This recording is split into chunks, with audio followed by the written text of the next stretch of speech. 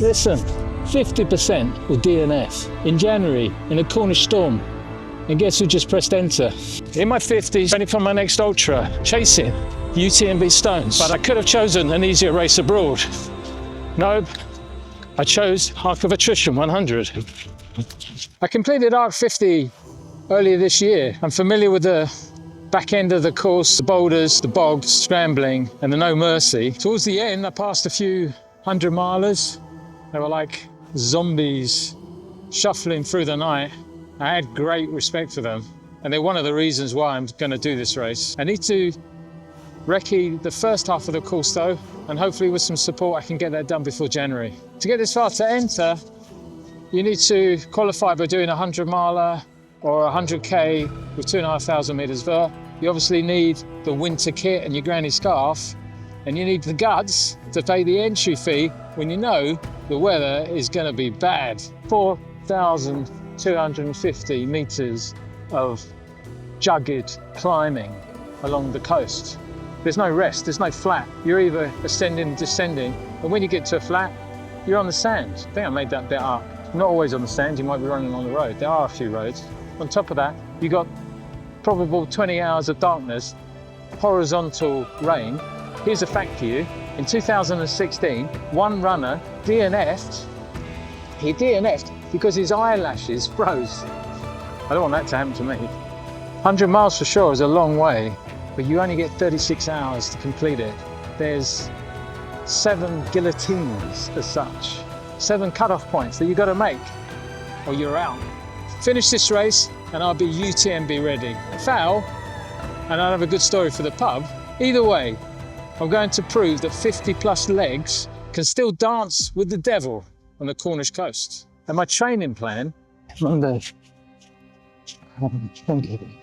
Tuesday, no running, strength and conditioning, hour session. Wednesday back on it, 11k easy with strides.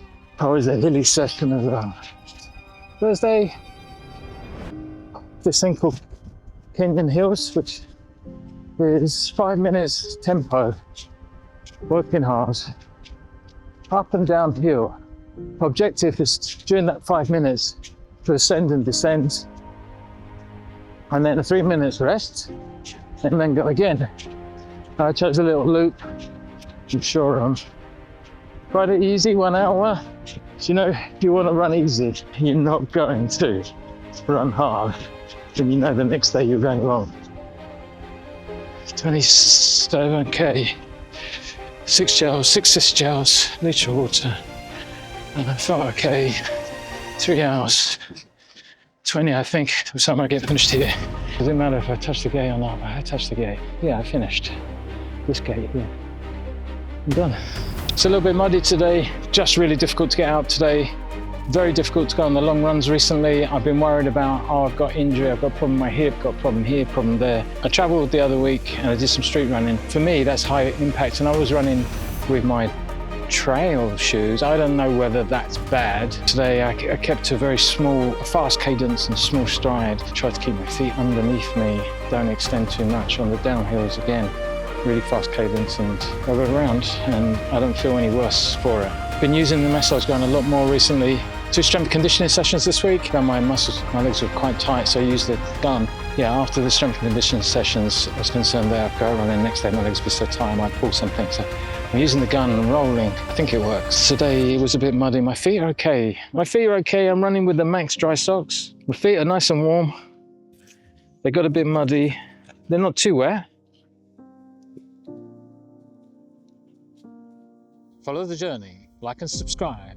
Thanks to Valentina for the strength and conditioning sessions, and Steve for the training plan. Links below. Until the next one.